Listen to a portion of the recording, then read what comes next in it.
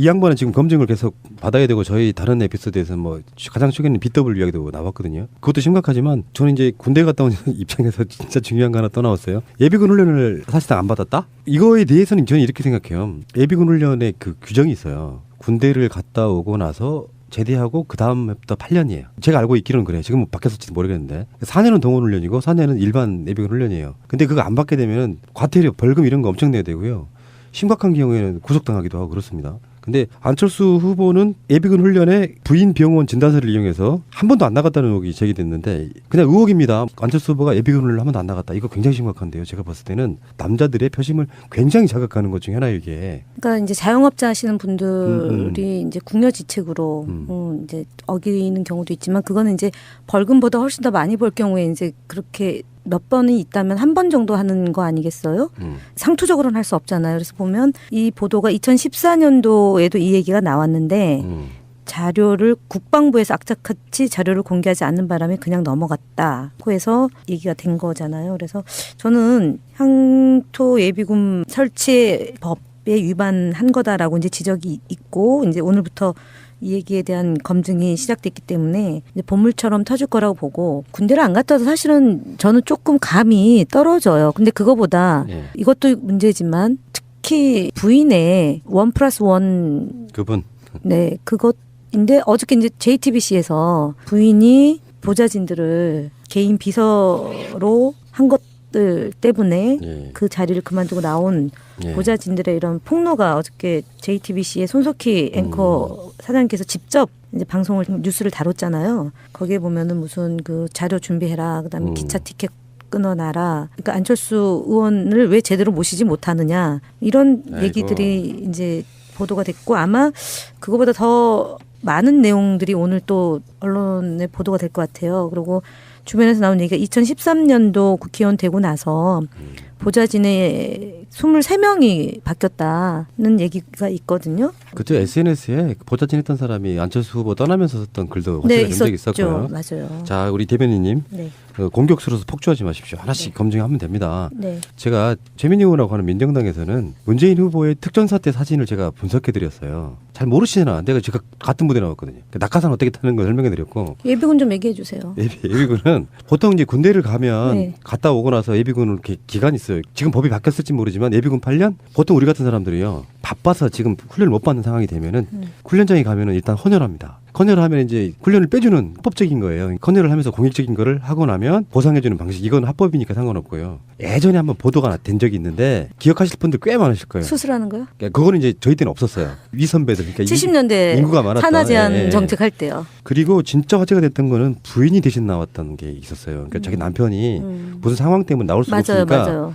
그것 때문에 화제가 돼서 보도가 된 적도 있었는데 그만큼 서민들한테 특히 군대 갔다 온 사람들은 이런 게 있어. 예비군 훈련은 군대 갔다 온 사람만 받았고요. 군대를 안 가신 분들은 민방위로 바로 빠집니다. 이 민방위하고 예비군이 끝나는 건 똑같아요. 나중에는 이제 나중에 예비군 했던 사람도 민방위로 빠지니까. 근데 요거는 감정적으로 군대 안 갔다 온 모 후보가 반감 생겼던 그런 거랑 아주 유사한 형태로 지금 발전할 가능성이 있다고 저는 봐요. 한 번도 안 나갔다면 더군다나 부인이 발급한 전화들이며 그렇죠. 자 그런 부분이 있는 것 같고 일단 보궐선거 이야기를 조금만 더 해보고요. 그 다음에 이제 TV 토론 이야기도 좀 해보고 싶은데 사실은 보궐선거에 여기서 가장 화들짝 놀란 사람은 저는 안철수 후보라고 보는데 그렇죠. 보수의 표가 정말 차이가 있구나라고 물론 이제 뭐 여기는 투표율도 관련이 있었고 하지만 오히려 투표율이 굉장히 높은 곳에서 지금 김재원 같은 사람은 당선이 된 거란 말이에요. 네. 그런 관점에서 보면 홍준표의 말이 어쩌면 맞을 것 같다. 제가 계속해서 말하고 있는 거예요. 최근에 방송으로 다른 방송에서도 홍준표는 2위 날 가능성이 높다. 오히려 전략적으로 보면은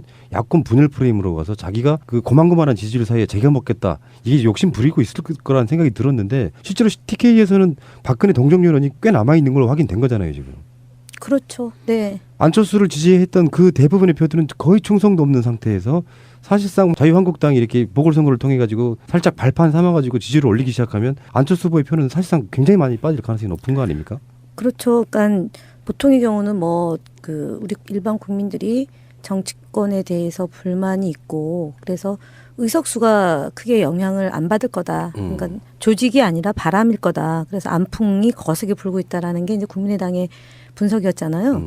근데 이번에 보궐선거가 물론 투표율이 낮기 때문에 조직 선거다라고 조직선거로 영향을 받는다라고 하지만 결국은 더불어민주당이 119석이고 그다음에 이제 94석이 된 거 아닙니까? 자유한국당이.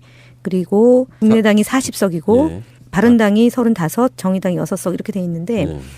이 의석수라는 게 결국은 움직일 수 있는 힘의 동력이란 말이에요. 그래서 저도 홍준표 개인의 그런 후보로서의 자질 부족, 뭐 막말 이런 것 때문에 이제 비호감이 높지만 결국은 정당과 후보로 가는 구도잖아요. 그렇게 보면 홍준표 후보가 지금 이제 막 시작했기 때문에 그 여세를 몰아서 좀 치고 올라갈 거다라고 예상을 합니다. 네. 그리고 안철수 후보가 지난 토론회 때 보여줬던 모습이 그동안 좀 달라진 안철수가 아니라 비호감이 강화되는 얼굴이 완전히 굳어가지고요. 예. 어저께 새벽까지 보는데 1시 좀 넘어서까지 했잖아요. 저 너무 불편했어요.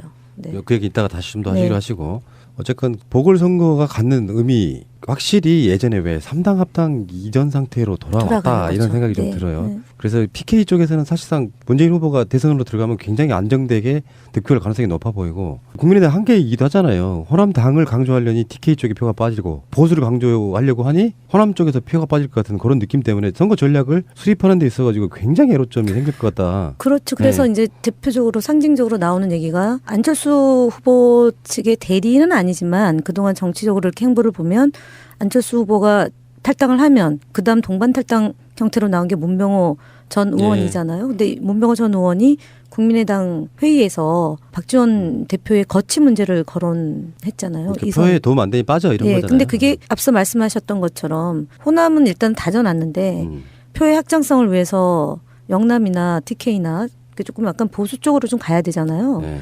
근데 박지원 대표가 어쨌든 호남에 소위 김대중 대통령의 비서실장을 하면서 호남의 진보성과 개혁성을 좀 실어라는 영호남의 영남이나 TK 지역에서의 보수적인 입장을 띈 분들이 볼 때는 거북한 거거든요. 그래서 좀 변화를 꾀하려고 했는데 박지원 대표가 거부하고 있는 거죠. 근데 만약에 국민의당의 지지율이 하락이 되고 안철수 후보의 지지율이 본인의 문제임에도 불구하고 뭔가 희생양이 필요로 할 때 박지원 대표의 거취 문제는 활화산이다라고 저는 봅니다. 안철수가 지금 후보 등록하고 국회의원직 사퇴하겠다는 거 아니에요? 네. 그러면은 대선에 만약에 떨어지고 그러면 사실상 정계형 은퇴 수순으로 가는 거 아닙니까? 아니죠. 삼수하는 거죠. 그 시나리오라면 안철수 후보가 홍준표 도지사랑 다른 길을 걸었어야 되죠. 홍준표 도지사가 4월 9일 이후에 도지사직을 그만둠으로 인해서 보궐선거 요인을 없애버렸잖아요. 그건 꼼수잖아요. 근데 안철수 후보도 꼼수를 부린 거잖아요. 예를 들어 4월 9일 이전에 정말 배수의 진을 치고 본인이 이번에 안 되면 정계 은퇴를 하겠다라고 생각을 했다면 노원구의 보궐선거 요인을 차단시키면 안 되는 거였죠. 누구도 들어오지 못하게 하겠다 이거 아니에요. 제가 볼 때는 이분이 그러니까 1년 2개월 동안 이제 그 지역에 국회의원이 없는 거 아닙니까? 근데 참 이상하게 노원의 그 지역구는 보궐선거가 아마 대한민국 국회의원 선거구 중에 제일 가장 많아? 많은 그럼 다시 출마한다고? 기왕에 이제 보궐선거 에이. 요인이 발생했잖아요, 내년에. 근데 네. 어쨌든 제가 얘기하는 게 안철수 후보가 다시 출마한다 하고 말고의 문제를 떠나서 그 지역 자체가 갖고 있는 불행함을 얘기하는 거죠. 그러니까 그 지역 예. 국민들이 볼 때 도대체 몇 번의 보궐선거를 하는 겁니까? 그래서 보궐선거를 없앤 거 아니에요? 안철수가 국민들의 피곤함을 살피요? 보궐선거를 없었는데 1년 2개월 동안 거기에는 국회의원이 없는 거잖아요. 그러니까 제 생각은 네. 아무리 뭐 정치판에 그렇게 막 이상하게 구태 보여주고 있다고 해도 자기가 다시 출마할 생각으로 사퇴한다 그러면 그건 X고요. 근데 만약에 안철수가 이런 방식으로 해서 국회의원직까지 사퇴를 하고 나면 안철수 후보가 그러면 사실상의 잠정적으로도 정계 은퇴라고 보거든요. 대선에 졌고 그리고 나면 한 3년쯤은 이제 칩거하고 있다가 서서히 또 기지개 켜서 뭐 이런 식으로 동정여론 일으켜가면서 다시 복귀하는 그런 모양새가 아닐까. 제가 왜 그걸 여쭤봤냐면은 그런 상태로 만약에 더불어민주당이 정권을 잡고 국민의당이 안철수가 빠지고 이 상태에서도 호남 쪽에서도 정권교체의 어떤 대의 같은 걸 생각해서 국민의당 사람들 다시 더불어민주당 합쳐야 되는 거 아니냐 이런 여론이 저는 있을 거라고 보거든요. 안철수 후보가 SBS 토론에서 여러 차례 걸쳐서 후보들이 질문을 했거든요. 유승민 후보가 질문도 하고 그다음에 이제 홍준표 후보도 질문을 했는데 단호하게 얘기했던 것 중에 하나가 민주당과의 연대는 절대 없다라고 얘기를 했고 그리고 또 뭐 바른당과 이제 자유당하고도 뭐 특별하게 그런 건 없을 거다라고 얘기했는데 실제로 이제 결과가 어떻게 갈 건지는 이제 대선 결과 이후에 이제 고민해야 될 문제지만 내년에 있을 지방선거와 그다음에 이제 개헌 논의 가 정계 개편을 불러오는 요인이지 않을까 싶어요. 그냥 단순하게 국회의 운영을 위해서 이합집산이 아니고요. 개헌 논의를 놓고 이원집 정부제를 원하는 세력이 있을 거고, 그다음에 4년 중임제가 있을 거고요. 근데 개헌의 내용을 놓고 정파 간의 그런 이해관계가 다를 수 있잖아요. 그러면 저는 개헌발 정계 개편이지 일반적으로 뭐 의원 빼주고 내가 다음번 총선에서 유리하고 불리하기 때문에 이당 갔다 저당 갔다 이런 식의 개편은 아닐 거라고 봅니다. 그러니까 정치인들한테 명분이 중요하잖아요. 움직이려면 네. 그게 거짓이든 아니든. 네. 지금 현재 대선 주자들의 공약대로라면 내년 6월 달에 개헌 국민투표 하는 거 아니에요. 네, 맞습니다. 바뀔 이유가 사실 없잖아요. 네. 그럴 때 이제 나가는 사람도 있겠죠. 예를 들어서 문재인 후보 공약에 4년 중임제 일단 권력 구조에서만 이야기한다면 그러면 그렇게 나가는 사람도 있을 거고 나는 거기에 찬성하니까 들어오는 사람도 있을 거고 이런 형태로 그렇죠. 어마어마한 정계 개편이 그렇게 벼다가 있을 예, 거다. 예. 근데 보통의 경우는 지금 뭐 대연정 얘기 나오고 할 때 협치 대연정 얘기했잖아요. 그러니까 그런 차원의 정계 개편은 아니고 예, 개헌발 정계 개편이고 그거는 굉장히 거대한 흐름으로 예. 변화가 있을 거다. 그래서 제가 볼 때는 안철수 후보가 지금 수만 가지 이제 의혹 제기가 되고 있는 거잖아요. 지난번에도 말씀드렸던 것처럼 문재인 시대는 가고 안철수 시대가 온다에 그 가로 열고 가로 닫고가 검증이라고 제가 말씀을 드렸던 걸 안철수 기억을. 검증 시대가 왔나? 예, 안철수 부부의 검증의 시대죠. 그래서 어저께 토론에서 나왔던 안철수 후보의 경직됨이 혹여라도 이 검증에 대한 불편함 때문에 벌어지는 거라면 앞으로 있을 그러니까 13일 날 이제 목요일 날 있고 19일 수요일 날 있고 21일 날 있고요. 23일, 28일, 5월 2일까지 이제 네. 6차례 TV 토론이 있는데 아주 굵직굵직한 TV 토론 아닙니까? 이제 23일 그러네요. 같은 경우는 시간 총량제 자유 토론 및 스탠딩 토론 방식이잖아요. 그러니까 여기 지금 그 바른정당이 했던 그런 방식이에요. 그렇죠. 네. 그동안 이제 안철수 후보 측에서 끝장 토론하자. 유치원 학예회 수준의 후보가 뭐 최순실이 써준 원고를 읽는 박근혜랑 뭐가 다르냐 이런 식으로 이제 비아냥거리면서 비난해 왔잖아요. 근데 SBS 토론회에서 이제 여러분들의 평가가 이제 1차 있었고 앞으로 있을 소위 끝장 토론 형태는 아니지만 정치 분야, 사회 분야 이렇게 분야를 나누어서 대본 없이 진행되는 스탠딩 토론이 이제 진행될 때 국민들은 어느 후보가 실력이 있는지를 그걸 보지 않을까 싶어요. 네, 그 문재인 후보가 그 히말라야 트레킹한 이유가 있었군요. 담배 끊고. 이거 체력 굉장히 소진 많이 되고요. 그중에 상대적으로 연령이 좀 높다고 해도 제가 봤을 땐 체력적으로는 가장 강해 보이거든요. 근데 여론 토론 되게 좀 있어 보이긴 해요. 솔직히.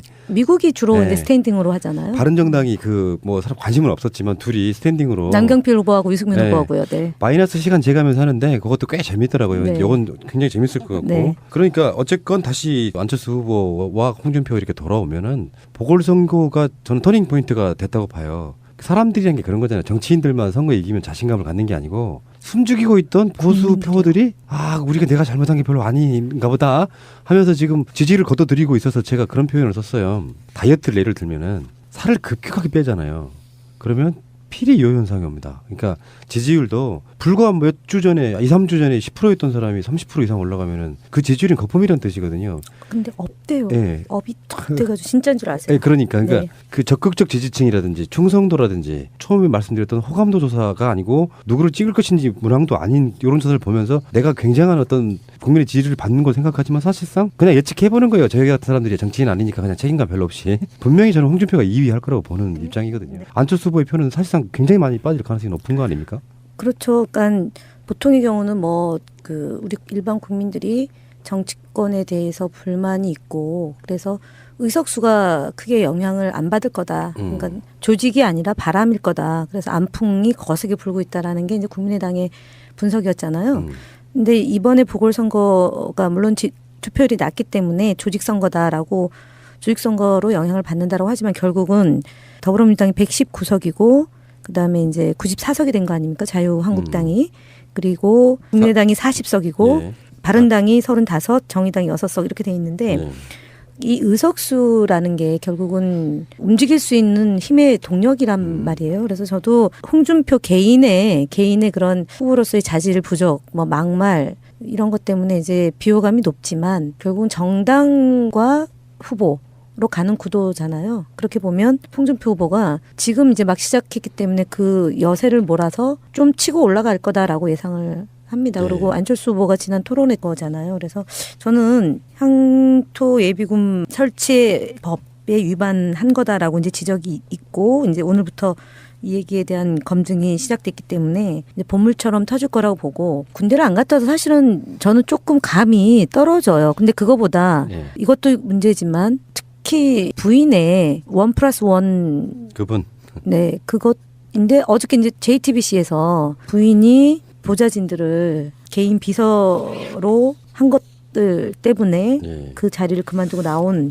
예. 보좌진들의 이런 폭로가 어저께 JTBC의 손석희 앵커 사장님께서 직접 이제 방송을 뉴스를 다뤘잖아요. 거기에 보면은 무슨 그 자료 준비해라, 그다음에 기차 티켓 끊어놔라. 그러니까 안철수 의원을 왜 제대로 모시지 못하느냐 이런 아이고. 얘기들이 이제 보도가 됐고 아마 그거보다 더 많은 내용들이 오늘 또 언론에 보도가 될 것 같아요. 그리고 주변에서 나온 얘기가 2013년도 국회의원 되고 나서 보좌진의 23명이 바뀌었다는 얘기가 있거든요. 그죠. SNS에 이 양반은 지금 검증을 계속 받아야 되고 저희 다른 에피소드에서 뭐 가장 최근에 BW 이야기도 나왔거든요. 그것도 심각하지만 저는 이제 군대 갔다 온 입장에서 진짜 중요한 거 하나 또 나왔어요. 예비군 훈련을 사실상 안 받았다? 이거에 대해서는 저는 이렇게 생각해요. 예비군 훈련에 그 규정이 있어요. 군대를 갔다 오고 나서 제대하고 그 다음부터 8년이에요. 제가 알고 있기로는 그래요. 지금 바뀌었을지도 모르겠는데 4년은 동원훈련이고 4년은 일반 예비군 훈련이에요. 근데 그거 안 받게 되면 과태료, 벌금 이런 거 엄청 내야 되고요. 심각한 경우에는 구속당하기도 하고 그렇습니다. 근데 안철수 후보는 예비군 훈련에 부인 병원 진단서를 이용해서 한 번도 안 나갔다는 의혹이 제기됐는데 그냥 의혹입니다. 안철수 후보가 예비군 훈련을 한 번도 안 나갔다. 이거 굉장히 심각한데요. 제가 봤을 때는 남자들의 표심을 굉장히 자극하는 것 중에 하나예요, 이게. 그러니까 이제 자영업자 하시는 분들이 이제 궁여지책으로 이제 어기는 경우도 있지만 그거는 이제 벌금보다 훨씬 더 많이 벌 경우에 이제 그렇게 몇 번이 있다면 한 번 정도 하는 거 아니겠어요? 상투적으로는 할 수 없잖아요. 그래서 보면 이 보도가 2014년도에도 이 얘기가 나왔는데 자료를 국방부에서 악착같이 자료를 공개하지 않는 바람에 그냥 넘어갔다고 해서 얘기가 된 거. 보좌진했던 사람이 안철수 후보 떠나면서 썼던 글도 네, 확실히 낸 적이 있었고요. 맞아요. 자, 우리 대변인님 네. 공격수로서 폭주하지 마십시오. 하나씩 검증하면 됩니다. 네. 제가 최민희 의원이라고 하는 민정당에서는 문재인 후보의 특전사 때 사진을 제가 분석해드렸어요. 잘 모르시잖아. 제가 같은 부대 나왔거든요. 낙하산 어떻게 타는 거 설명해드렸고. 예비군 좀 얘기해 주세요. 예비군은 보통 이제 군대를 가면 네. 갔다 오고 나서 예비군은 이렇게 기간이 있어요. 지금 법이 바뀌었을지 모르지만 예비군 8년? 보통 우리 같은 사람들이요. 바빠서 지금 훈련을 못 받는 상황이 되면은 훈련장에 가면은 일단 헌혈합니다. 헌혈을 하면 이제 훈련을 빼주는 합법적인 거예요. 헌혈을 하면서 공익적인 거를 하고 나면 보상해주는 방식. 이건 합법이니까 상관없고요. 예전에 한번 보도가 된 적이 있는데 기억하실 분들 꽤 많으실 거예요. 수술하는 거요? 그거는 이제 저희 때는 없었어요. 위선배들. 그러니까 70년대 인구가 많았던. 산하 제한 예, 예. 정책할 때요. 그리고 진짜 화제가 됐던 거는 부인이 대신 나왔던 게 있었어요. 그러니까 자기 남편이 무슨 상황 때문에 나올 수가 맞아요, 없으니까 맞아요. 그것 때문에 화제가 돼서 보도가 된 적도 있었는데 네. 그만큼 서민들한테 특히 군대 갔다 온 사람들은 이런 게 있어. 예비군 훈련은 군대 갔다 온 사람만 받았고요. 군대를 안 가신 분들은 네. 민방위로 바로 빠집니다. 이 민방위하고 예비군이 끝나는 건 똑같아요. 나중에는 이제 나중에 예비군 했던 사람도 민방위로 빠지니까. 근데 요거는 감정적으로 군대 안 갔다 온 모 후보가 반감 생겼던 그런 거랑 아주 유사한 형태로 지금 발전할 가능성이 있다고 저는 봐요. 한 번도 안 나갔다면 더군다나 부인이 발급한 진단서라며. 그렇죠. 자, 그런 부분이 있는 것 같고 일단 보궐선거 이야기를 조금만 더 해보고요. 그 다음에 이제 TV 토론 이야기도 좀 해보고 싶은데 사실은 보궐선거에 여기서 가장 화들짝 놀란 사람은 저는 안철수 후보라고 보는데 그렇죠. 보수의 표가 정말 차이가 있구나라고. 물론 이제 뭐 여기는 투표율도 관련이 있었고 하지만 오히려 투표율이 굉장히 높은 곳에서 지금 김재원 같은 사람은 당선이 된 거란 말이에요. 네. 그런 관점에서 보면 홍준표의 말이 어쩜 맞을 것 같다. 제가 계속해서 말하고 있는 거예요. 최근에 방송으로 다른 방송에서도 홍준표는 2위 날 가능성이 높다. 오히려 전략적으로 보면은 야권 분열 프레임으로 가서 자기가 그 고만고만한 지지율 사이에 제가 먹겠다. 이게 욕심 부리고 있을 거라는 생각이 들었는데 실제로 TK에서는 박근혜 동정여론이 꽤 남아 있는 걸로 확인된 거잖아요, 지금. 그렇죠. 네. 안철수를 지지했던 그 대부분의 표들은 거의 충성도 없는 상태에서 사실상 자유한국당이 이렇게 보궐선거를 통해 가지고 살짝 발판 삼아 가지고 지지를 올리기 시작하면